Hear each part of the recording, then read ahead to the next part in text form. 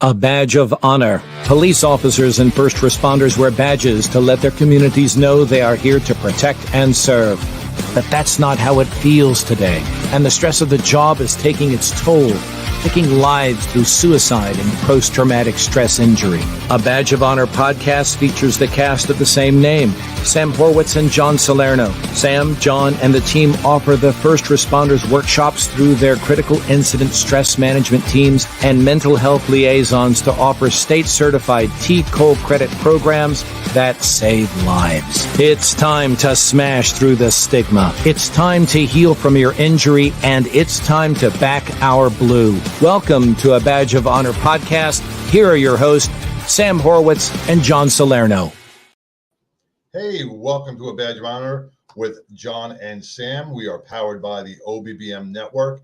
And man, I want to tell you, welcome back, everybody, because we were on a little 1 week hiatus. It was a nice little break, but I didn't miss it. Sam, how you doing?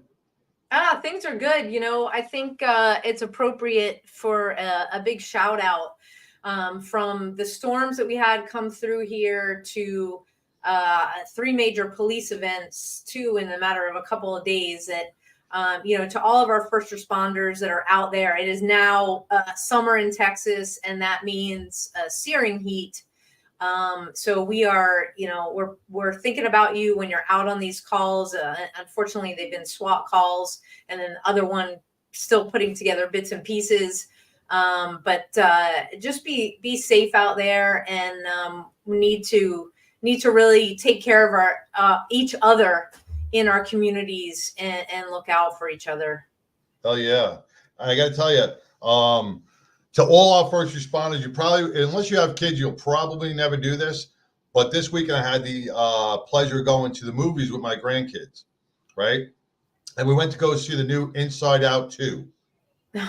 Did you hear about that movie?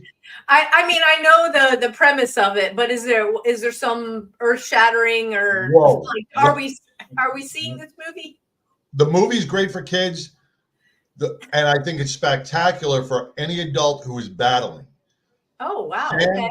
This was the best $15 therapy session I have ever spent. I'll tell you right now.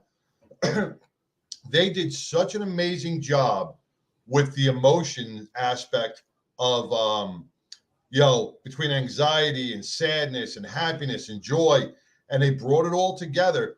And I tell you, man, Tara's like looking at me. She's like, "What's up?" I'm going, "This is hitting." And she's like, "This a cartoon?" I go, "You wouldn't believe it, but it's worth a shot," because I walked out of that movie theater after watching this kids movie going, man, it all just things came together. And I was like, wow, this is pretty amazing how they did all this. So it really isn't always meant for the gearing to the kids. Go see it by yourself. I mean, bring somebody. You don't want to go as an adult who you'll be a little creepy. But or you sit in the back. Yeah, you don't want to do that. So now that you're giving the PSA. But I got to tell you, it was probably one of the best kids movies I've ever seen, because it really hit an adult. And if you're battling, or if you're struggling, or if you're just stressing out, man, this brings your emotions to a new level. It puts things into perspective, and the way they did it, they really knocked it out of the park. I'm not big with always giving Disney movies the thumbs up, but this one really, they had to have some good people writing this. And is it a Disney movie? I thought it was a different company. It's Pixar. It's a Disney movie. Okay. It's a Disney movie. But I tell you, they had to have some mental health experts on the writing of this, because they touch on things between like anxiety, how anxiety takes over joy, and then, kind of runs it feels like it runs your life. And then also joy comes in and gets battered away by anxiety, and then joy fights her way back in. It's a really, really deep movie on a mental health level, but it is healing, and it definitely helped me. It was a good movie to watch. So if you are battling and you just want a Saturday afternoon to sit and watch some cartoons of different emotions going through, that is definitely a movie to see.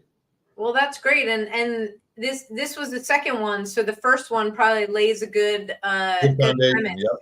And Yeah. it is PTSD Awareness Month, so maybe it's no coincidence that they released it when they did. And part of battling is to be given glimpses by either what you just said, a movie, or a conference, or reaching out to somebody who has been through something that can offer hope. And our guest today, Jason Mills, I'll call it, he is the resilient responder. And we are in for a treat because as John, you, me, Jeff, and John, we use our stories to help heal first responders, to help their families understand what a life is like as a first responder. And Jason is doing this in a humorous, enthusiastic, and fun way where he's getting out there. So let's welcome Jason Mills, the Resilient Responder, the Badge of Honor podcast. Welcome. Hey, thank you both for having me. I appreciate it. Glad to be here, and I appreciate the invite onto the show. Absolutely, absolutely. Please tell everybody watching and listening on their favorite podcast app just about your background, how you decided to become a first responder in the first place, and all the way up. We'll take it through creating the resilient responder. Sure. So first, John, your intro from the Disney Pixar movie was spot on. It's like we had scripted that. Did you see it? I haven't seen it. I saw the intro for it. Saw the trailer for it when I was watching I went to see the Blue Angels documentary at an IMAX down in Florida, and the Disney movie was one of the trailers for the show. So it's one of the things that the way you led into that about how the anxiety pushes out the joy, the happiness, which is right into one of the teaching moments that I do working with first responders. And you talked about, the anxiety. When you look at when as a first responder, we're all programmed to survive, right? And when we start working from that perspective of my job is dangerous, and then life is dangerous, and society potentially is dangerous, we get super good at looking for things that are threats. And that breeds anxiety. And then anxiety maybe breeds depression because we're always focused on things that are maybe not so happy.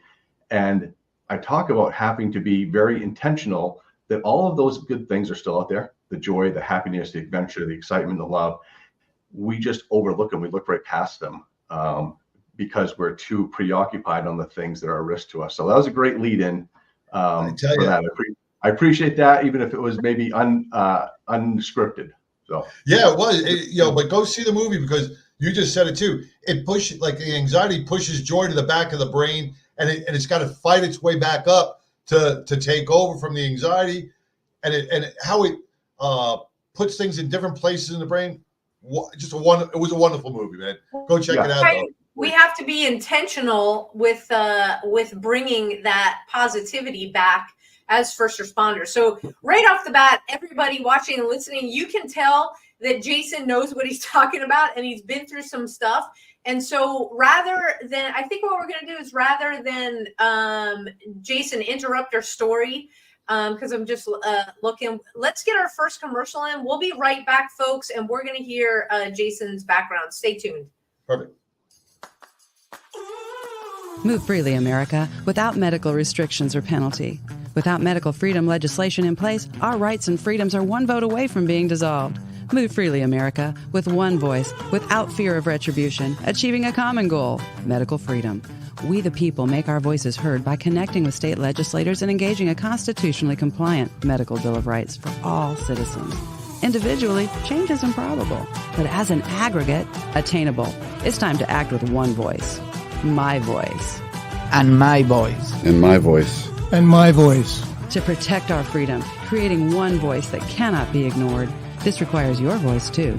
Move Freely America. Go to movefreelyamerica.org to find a chapter near you. Plug in, donate, and help our legislators defend our God-given rights under the Constitution.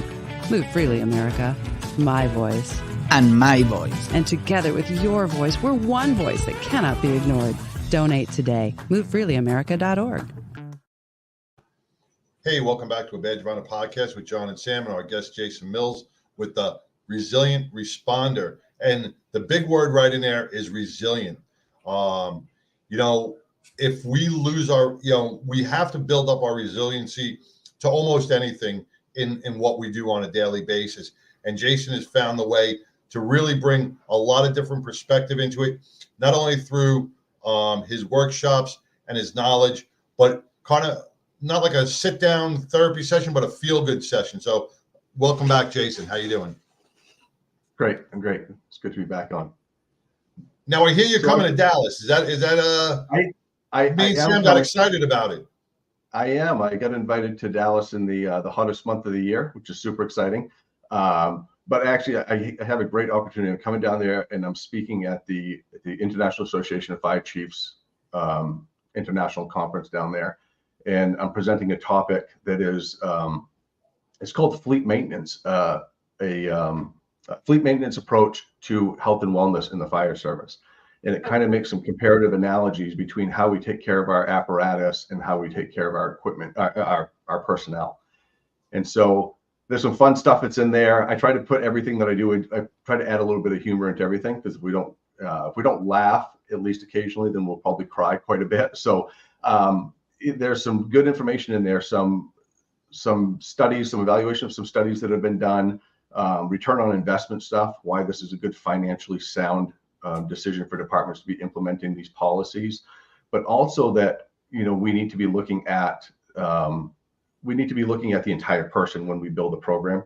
There's a lot of one size fits all programs out there for wellness that really ignore pretty big pieces of the person, and they're not flexible enough or adaptable enough to be able to be useful for everybody. So that's middle of August. So yeah, looking forward to coming down. Never been to Dallas before, and so we're gonna spend a few days down there. Yeah, don't hold it against us. You know, I'm a little bit I felt a little bit left out looking at your what you've got going on in your office, because you and John have the fire helmets. We got the thin red line right here going on right here. I see your flag in the back. So yeah, just tell everybody a little bit about your background. Yeah, absolutely. So I grew up in right here in this town. Haven't really traveled too far. My dad was the local fire chief.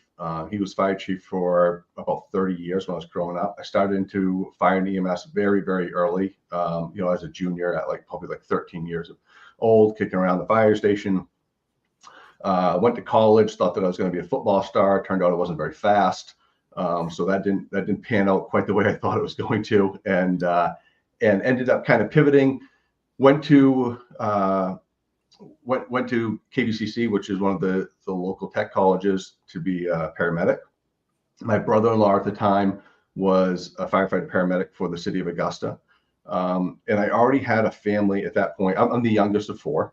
And so by that point, I already had a family that was very immersed in public safety. Both of my older brothers are state troopers. They're sergeants in the Maine State Police. Still working. I'm encouraging them to be retired state troopers. I think that they'll find that role is more enjoyable. One of them has 35 years in, and the other one has almost 30 years in. So guys that have spent time on the tactical team, the bomb team, K9 handler. So they've certainly put a lot of effort and sacrifice into this state and into their community. So that was already something that I was surrounded by the time I was, into college. Everybody else in my family was already doing something in public safety. My sister's a cardiac care nurse at the VA. My best friend growing up is a Portland firefighter. We went to school together. So everybody around me had some type of, public service background. And I just kind of flowed right into that. Worked for the fire department in Augusta for 25 years. Concurrently, while I was doing that, I worked for LifeFlight of Maine as a flight medic. Had a great time there for several years. And like a lot of other firefighters, I owned a side business. I had a construction company. And kind of towards the end of my career, this idea of mental health came up. And I never had any intention of being anywhere near or related to mental health. I didn't like the idea. When the idea kind of popped into my head, I tried to push it back out. And we're not going to do this. That's not something that I'm, I own a construction company. I'm a firefighter. And so the idea kept kicking around. And one of the things that helped really cement this in was the lack of resources that we were finding when we did reach out for help. We were getting to the point, and you guys are probably both familiar, firefighters, police officers, other first responders, they don't reach out for help when there's small problems. We're not going in because there's a couple little things that we'd like to tweak in our lives to make things a little bit better so we can have this more holistic, wellness plan going. We're going in because, alcohol, drugs, marriage is falling apart, on the verge of getting fired, suicidal ideology, all these things. But when people were getting to that point and then reaching out, I had a friend come back to me and say that the counselor that he went to see started crying partway through the session. And he said, I felt horrible. I also felt really bad that I never got to the bad part of it. And so he left and he didn't go back. And so I decided reluctantly that I would get into this field to see if I could be useful in some way for this very small percentage of the population that is first responders. And that's really all I focus on, is first responders and their families, and the unique experience that they have, and how my experience might be helpful to them. So I work now as a clinician through the Wellness Center of Maine.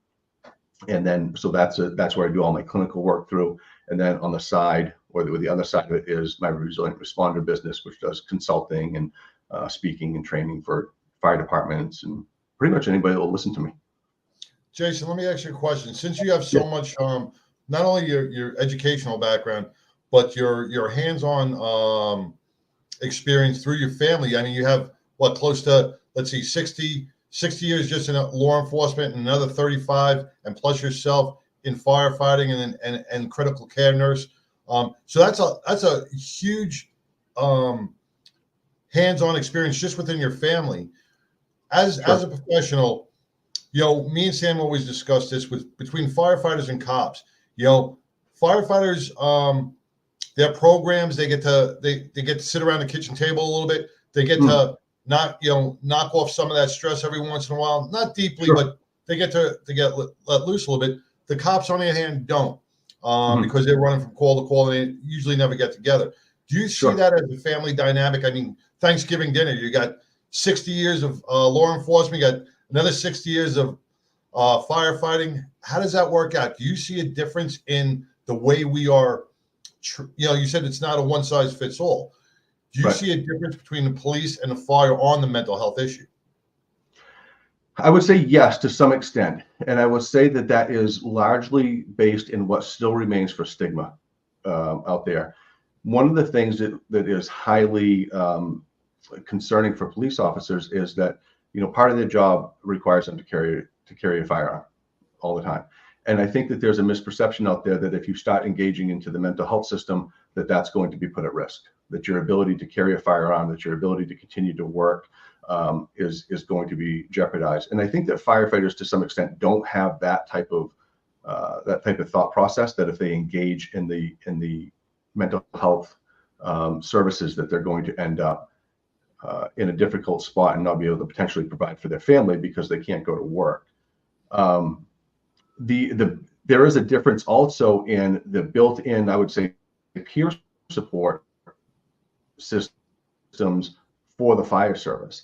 And that can kind of be parsed out, even if you look at the difference between full-time fire departments and volunteer departments, that full-time fire departments have a much better outcome after traumatic incidents than the volunteer departments do, because of that built-in peer support, that built-in debriefing that's available at the station. So even if you don't have a formalized peer support team, or you don't do a formalized critical incident debriefing, you're probably still sitting around the table, sitting on the bumper of the truck, having those conversations. And this gets played out too into the military, where you see a difference in drone pilots versus manually operated aircraft. That manually operated aircraft pilots tend to have better outcomes than drone pilots, and that's because of the built-in support system that is available on the base, and those guys are sharing an experience together. Versus if you're a drone pilot, you may be in a base in Arizona, leaving, then going back to go to your kid's t-ball game that night. So you bring up they don't get the opportunity to decompress.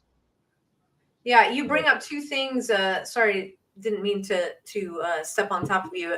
The peer support and critical incident stress management, two things that you list on your website that you do with departments. When we come back from our next break, I want to talk about how you do that with the departments and how they can partake of your services. We'll be right back, everybody, with a resilient responder, Jason Mills.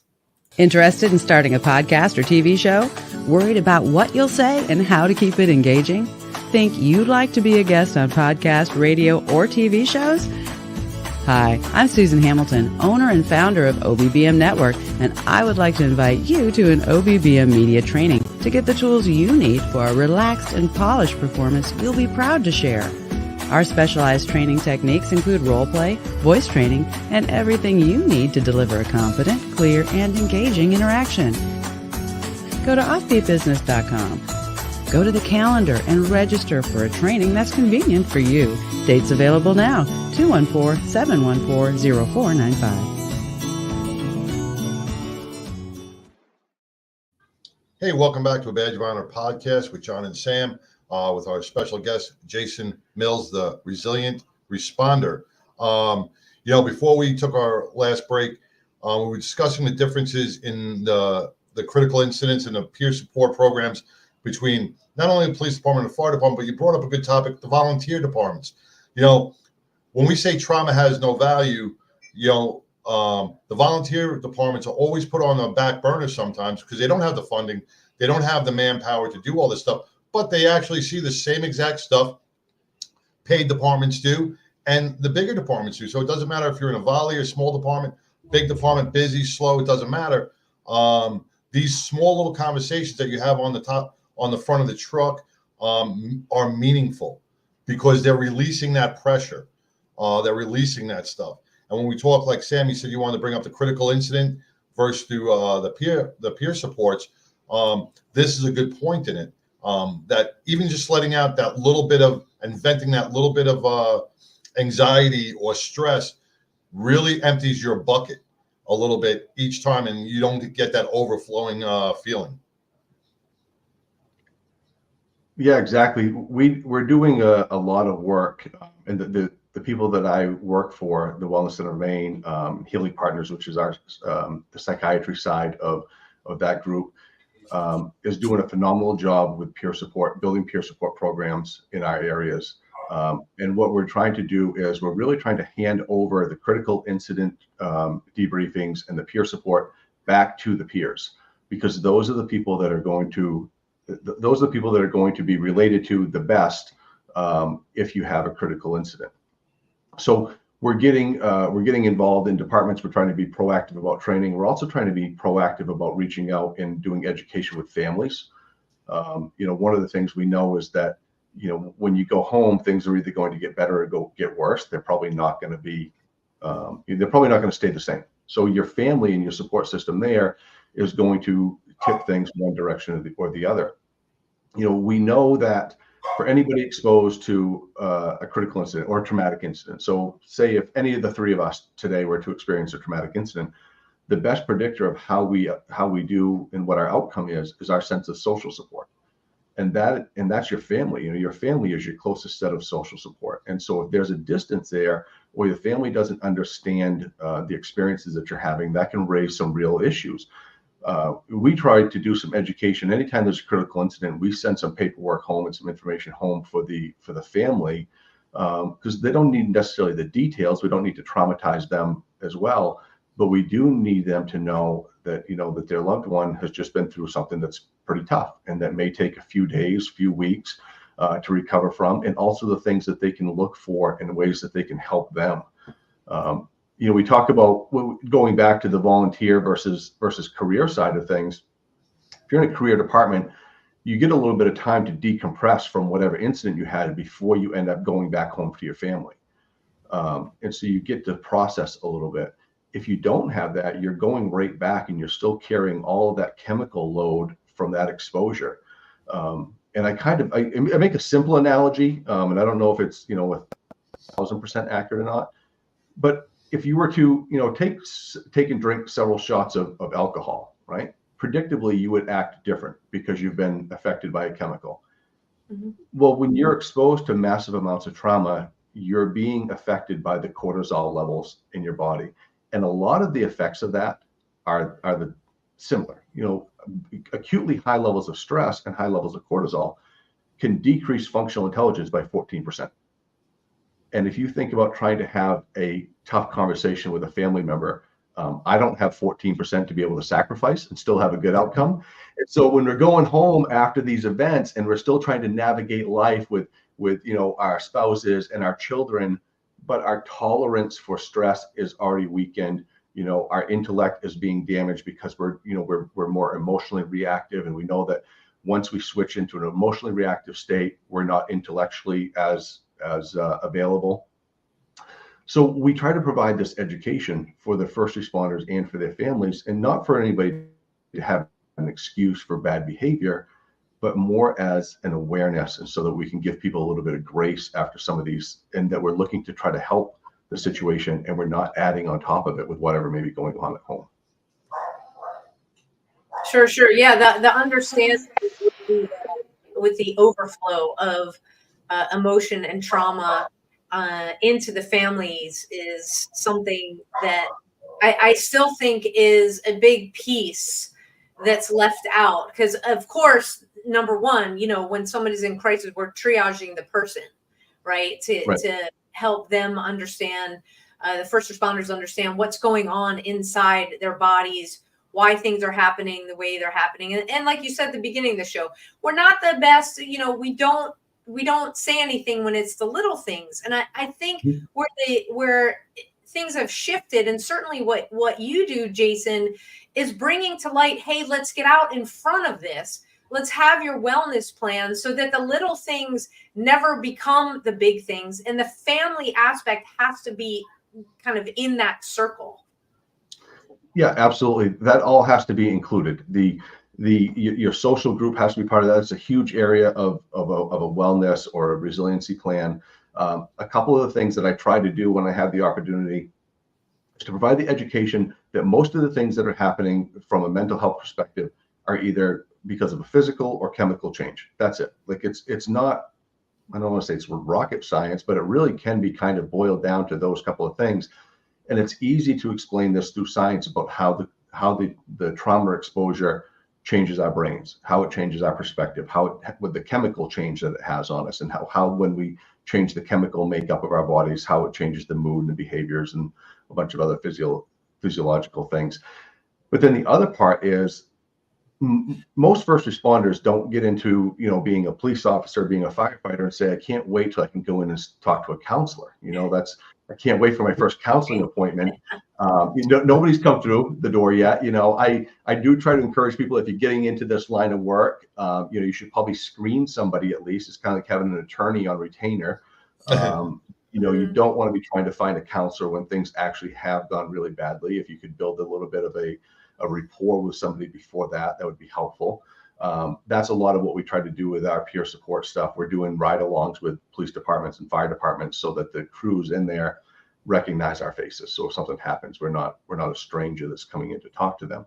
But the proactive piece is huge. I make the analogy that if you're going to get into a boxing ring, the time to prepare for that isn't when you're stepping in between the ropes, right? You're going to have a bad experience because there's an impact coming that you're not ready for. And we know in this line of work, there's going to be an impact at some point. If you're getting into this, getting into being a first responder, and you don't think that you're ever going to go through an incident that's going to be difficult, that's delusional. You should say that's a different diagnosis for a different time. But if you're getting into this line of work, you should be aware of what you're signing up for. And we know that there are things that you can do ahead of time to make you go kind of weather the storm a little bit better. If I go into a traumatic event and I'm physically healthy and, socially stable and emotionally stable, and my relationships are good and my finances are good, if I have that impact, I'll have more resources available to allocate towards it. And, we don't get to say that we're going to just put something off into one bucket and something's going to go into a different bucket. That's not how it works. Stress is cumulative. And so if we have a lot of stress in our lives at a baseline, then we don't have much reserve there. One of the analogies that I use to illustrate this point is that if you were to have two people in a car accident with identical injuries, and one of them succumbed to their injuries and the other one survived it, at first glance, that makes it a little bit difficult to say, well, why would that happen? But then if you take and you make the point of, well, the person that was driving was a 25-year-old Olympic athlete, and the person in the passenger seat was his 80-year-old grandfather, right? Now you can say, well, one person absorbed that impact with a lot more resources available to be able to get through it. And that's every day that we come to work. Every day we come to work, we have some available resources, and it changes all the time. You know, if I get a good night's sleep and I go into work and I've, taken care of myself and I've, had good food and, my relationships at home are good, then I can probably tolerate the workload better than if I go in and, I stayed up late drinking and my marriage is on the rocks and I'm arguing with my children and I don't know if the vehicle that I drove to work is still going to be there when I leave because maybe it's getting repossessed while I'm at the station. So if we can go into these events in a good spot, then we're likely to have a good outcome on the other side of it. So in the programming that I try to teach is we look at making attainable and sustainable goals in different areas of life, and nothing big, right? No New Year's resolution stuff, not looking at, if I'm not a runner and I say, I'm going to start running 5 miles a day, that's not a realistic goal for me physically. What I want to look at is there something that I could do that I would be able to build in as a habit that would make me better, that, and we do it in an 8-week sections. So there's 8 different areas and you pick a different area and you work on that area and you keep adding to it. And when that comes back around again, you can add change or you can maintain that activity or that habit. And so it's basically slowly changing our habits into creating a healthier overall person. Jason, I want to talk about, because you do mention specifically 8 things on your website, and I think you just hit number 1, but I want to talk about those others so that people get a really good understanding of what it's like to work with you. We're going to take our next break and we will come right back with Jason Mills, the resilient responder. Stay tuned, everybody. Look, when you need to respond to an aggressive situation to protect yourself, your family, or your property, understanding your firearm and legal position are critical. Officers know your skills are only as good as your commitment to training. So know what you're doing. So when you're in a vulnerable situation, we can count on your response. Whether you're a beginner or a licensed gun carrier, Carry in Texas offers basic firearms training, Texas permitless carry courses, license to carry, and basic 2A courses so you can understand the responsibilities, situational awareness, and learn the technical skill required when you carry your firearm. Go to carryintexas.com to find the right course for you. Join me, former United States Secret Service agent Samantha Horwitz, on the range for beginner basics, LTC prep, and range practice. Go to carryintexas.com today. That's carryintexas.com. Hey, welcome back to a Badge of Honor podcast with John and Sam and Jason Mills of the Resilient Responder. Jason, before we left on our last break, we were talking about the 8-step program. Sammy, we were just touching on that a little bit. We got through the first step. But, Jason, you hit on so many good things on a first responder level that I understood. I'm not a big word guy like you. Want to keep it, right to the point and simple, and things that first responders can really actually relate to. And I am going to steal something you said. I hope you don't mind, for our workshop, because, and I even wrote it down this way I don't forget, is the alcohol versus cortisol. And that just hit me in a way that I was like, we talk to cops and we go to the workshops and we say, oh, you're getting all this chemical dump and the dopamine and the cortisol. And they look at you like, I'm not a fucking chemist. I don't know. I don't know what that stuff is. But when you relate, every cop and every firefighter and every first responder knows alcohol.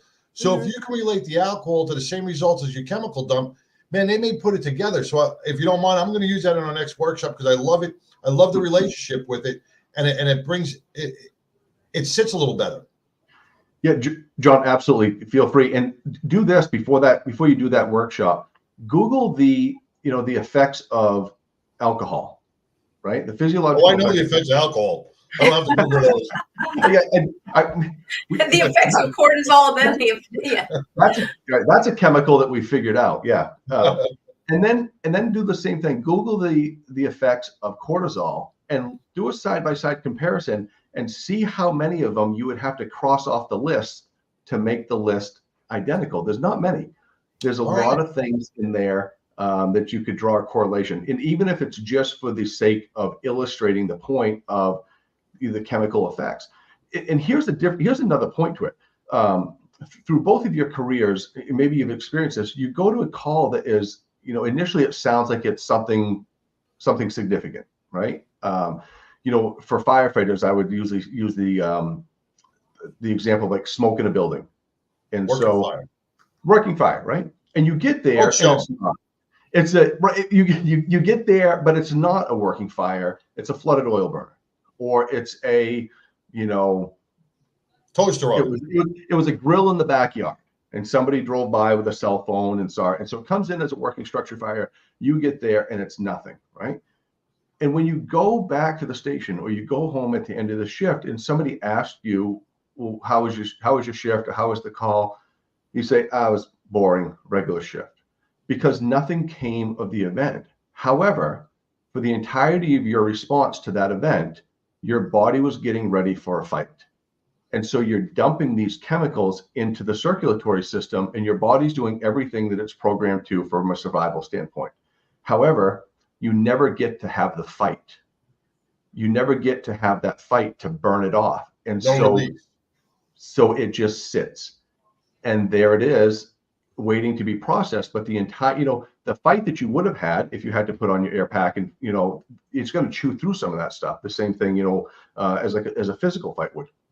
It's going to chew through some of those chemicals. That's what they're there for. But when you get stopped and there's no physical activity tied to it, they just sit.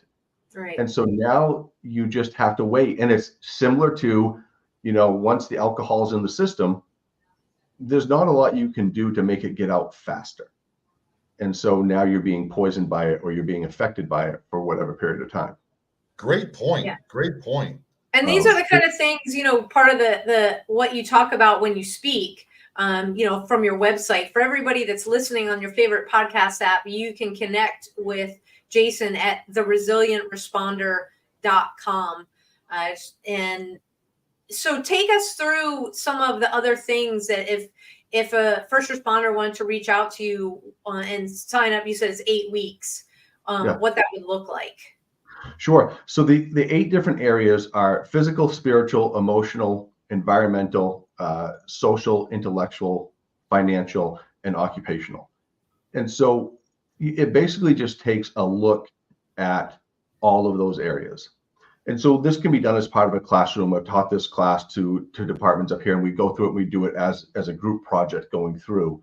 And you basically pick, well, which thing would be first? So maybe the thing that I think would make the biggest difference in my life that I would want to make as week 1 would be the physical part of it. Maybe I feel like I'm ready to make a physical change.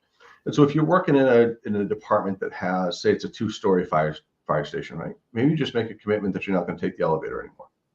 And that becomes a simple, tangible thing that you can do. And that can be done every shift or every day. And it's not something that you're setting yourself up for failure for. It is just taking a small proactive step. And then as we go through these different areas, we identify ways that people could make some type of improvement in their life that would be small. From a financial side, I do a slide on the cost of Starbucks. And I talk, the Starbucks millionaire. And it's not from investing in Starbucks, it's from not spending $7 every single morning on a coffee. And like, I love Starbucks too, and I don't tell anybody how they should spend their money, because I love like the oat latte things that taste good. But it's more about the awareness of, if I was being more aware and more conscientious about what I was doing, what would my career look like? And then at the end of 25 or 30 years, if I had this money saved up, would that allow me other things? And all of these areas are individual areas, but it would be almost impossible to isolate one area from another. real quick for that one, the financial side of it. You'd make smart investments at the beginning of your career. And one of the best things that ever happened to me was my high school wrestling coach was a financial advisor.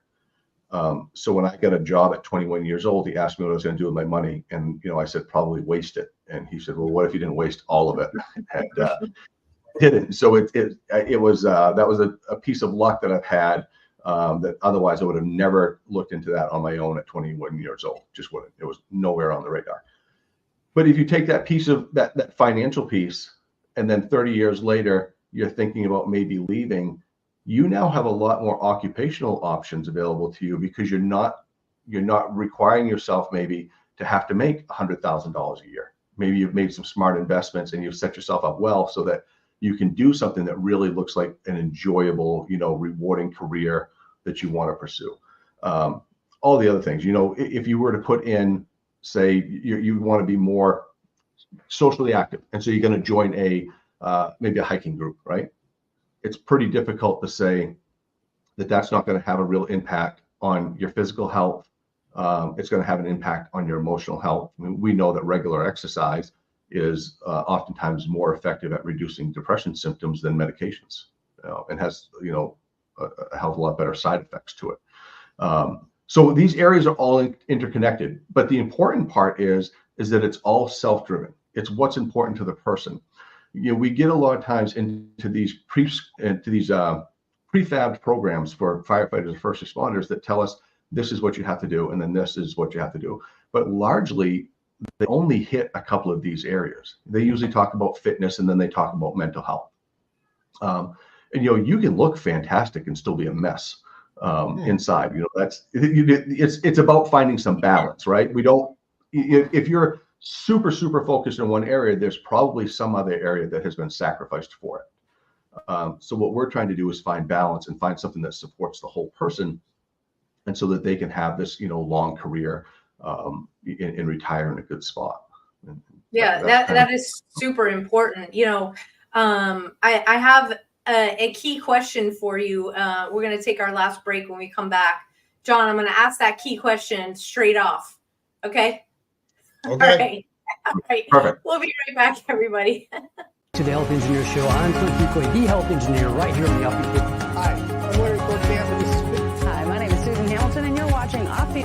Hi, this is Doreen Milano. Welcome to Big Ideas Small Business, where we will talk to Terry Arjala.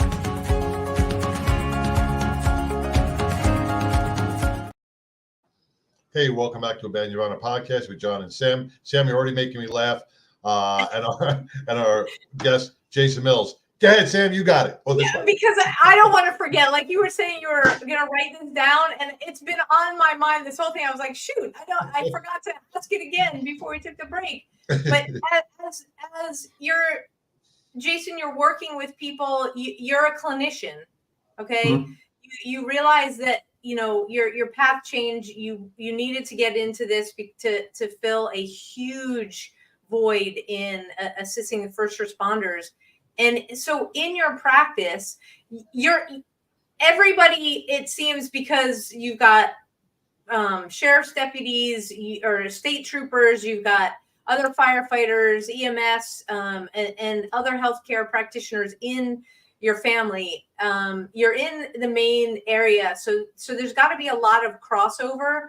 Are people just go see Jason because they get you and you've been in the community forever?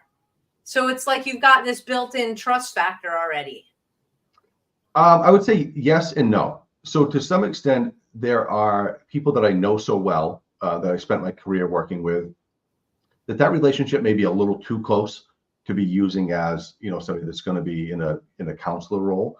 But that's really based on their comfort level. But we don't want to be providing counseling to family members, close friends, right, things like that. It becomes difficult. I think that there's a ton of value in just the job that I've had and my experience with it, because, and I still say that, one of the things that I still draw off from the most in my counseling, on the counseling side, is my experience firsthand.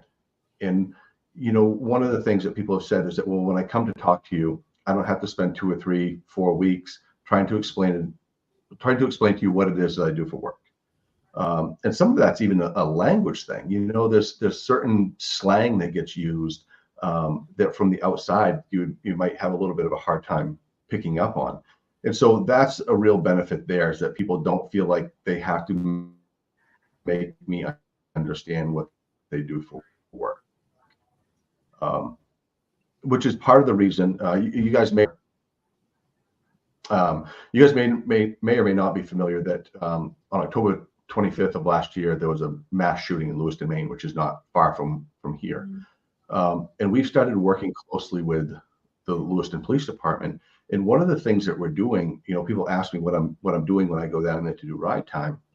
And most of it is I'm learning what their life experience is. What's it like to be a police officer in that town? You know, what are the things that are stressful for them? Because it goes just beyond the mass shooting event that they were exposed to. There's a lot of other components that weigh in on how they're, you know, what their experience is as a police officer. And, you know, I have brothers that are police officers, I have friends that are police officers, but I've never been a police officer. And so until I, you know, kind of stand there next to them, I don't know exactly what it's like. And I still don't know what it's like because I'm not doing their job. I'm just trying to get a firsthand view of it. But we talk about cultural competency in counseling. When I was going through my counseling classes, everything was cultural competency. And, you know, we kind of have a certain idea of what that typically would mean. You know, that's usually based on, you know, gender, race, you know, sexual identity, things like that. But there's a huge piece of cultural competency for counselors that comes in understanding the role of a first responder. And so the people that are, you don't have to have been a first responder to be a great clinician. My supervisor, my boss is a phenomenal counselor, better than I am, much better than I am. And she's never been a first responder, but she is very invested in the first responder world and understanding and knowing what their experiences are. And I think that's the benefit of, you know, getting some ride time in and having your, you know, sitting in a patrol car for a while or riding in an ambulance. So my experience as a first responder is definitely beneficial to what I'm doing. That's phenomenal. And you know, if people are looking to connect with you, I've got your website up. It's theresilientresponder.com. Whether it's for clinical services or where you're speaking or to take advantage of that eight-week course, what's the best way to connect with you, you know, via the, you know, social media and all that stuff? So the website is up there. Facebook is just the Resilient Responder, and Instagram is the.resilient.responder. And then LinkedIn is just Jason Mills or the Resilient Responder. And I'll say this, and I'm not very famous. Not very many people know who I am, so I give out my phone number. So my phone number is 207-458-0882. And when that gets flooded and I can no longer take calls, I'll stop giving it out. But I put it out there because sometimes that's just the easiest way for people to connect and get in touch with me. So yeah, that's Jason, one question, because since you were doing the ride-alongs, you know, we talked about the critical incidents, and we talked about, you know, different levels of trauma. Now, me and Sam have been out of the field for a while. I don't know if you want to call it political or social trauma. Have you been seeing a lot more trauma within the police department because of the culture that they're, you know, the hatred towards the police, they feel like they're not making a difference type of thing? Do you see a lot of that? Maybe it's anxiety trauma. I don't know if there's a term for it, but I feel that a lot of police officers are feeling that social pressure, and that's weighing heavy on them. Well, I think one of the things that we've done is that we've put so much pressure on police officers that we don't allow them to be human anymore. You know, we expect people to go out and make split decisions, and then the people that have never been put into those type of roles are allowed to sit back and cherry pick and Monday morning quarterback what they would have done in hindsight, you know, from the comfort of your living room with all the security behind locked doors. You know, it's easy to look and say, well, I wouldn't have done that, or why did that person react like that? I can tell you from my exposure to law enforcement, every one of them is just absolutely professional, remarkable, like well-trained, really, really good people who, when you have conversations with them, they actually really do just want to be out there helping the community. I see how these people interact with the homeless. I see how they interact with, people that are struggling, people that are in the middle of even a domestic, and how they're treating people the way that they, I think, would want to be treated. And it's tough because they're always being scrutinized. They're always being scrutinized and held to a level by other people that those people wouldn't be able to hold themselves to. And that weighs heavy. That Yeah. weighs really heavy. Yeah, it is. I hope that first responders, because I think depending on where you're a firefighter, it also has an effect that folks reach out to you. So it's our we're putting it out there in the universe. It's our intention to have your phone be blowing up and they don't give it out anymore. Jason, we thank you so much for coming on. Yes. And sharing your story and what you do at the Resilient Responder. And just best of luck to you. And we will be pushing people to check out your services, because this is how you build resiliency for sure. All right. I appreciate you both. Thank you for having me on. Look us up when you come to Dallas. Make sure you hit us up. Yes, I will. Yeah, right. Definitely let us know. All right. I'll let you know when I'll be down there. All right. Thank you both. Take care. I love what he's doing. And please connect. Awesome that he gave his phone number. We don't get that all the time from our guests. So let's blow Jason's phone up. And it's amazing how fast every year we say this, that time is flying. We want to thank everybody who tunes in every single week to our podcast. And, if this is your first time and you liked it, hit that like and hit that subscribe button on YouTube. It's that bell so you never miss an episode of our podcast. And we've got a lot of stuff kicking off starting in August. I'll be repping a badge of honor at the Dallas County First Responders Conference, which is put on by the Irving Public Safety and Wellness Unit. That is Wednesday, August 7th. That you can register. Visit the Irving Public Safety and Wellness Unit. Just Google that, and you can find out the registration information. So I'll be there speaking, and then September 6th. We'll be working with the Rowlett first responders, the police department and the fire department.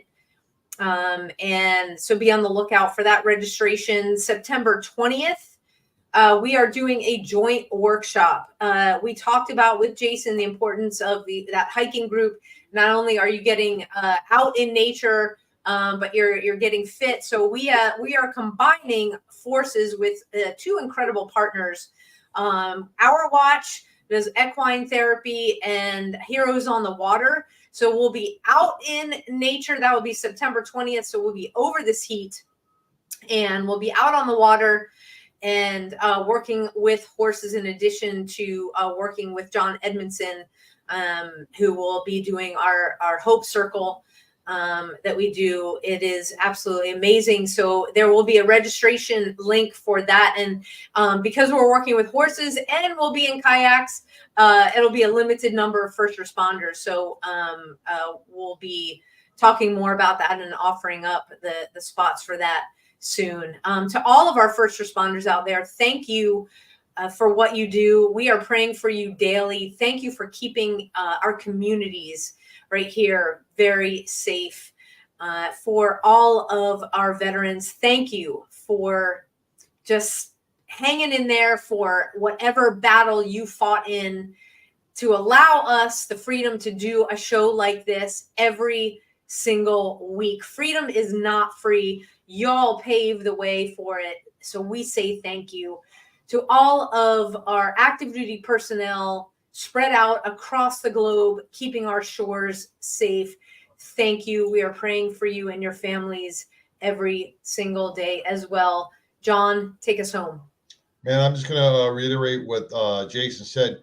Those little bumper talks, those little side conversations, just letting that little one conversation could just vent you out a little bit. Make sure you have those, have them often, Have them every time you feel it. Feel free to talk. And until next week, stay safe.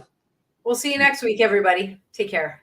A Badge of Honor podcast is produced for the OBBM Network podcast and protected under copyright law. For content permissions, please submit your request to abadgeofhonor.com on the content page. For OBBM Network programming information, please call 214-714-0495 today.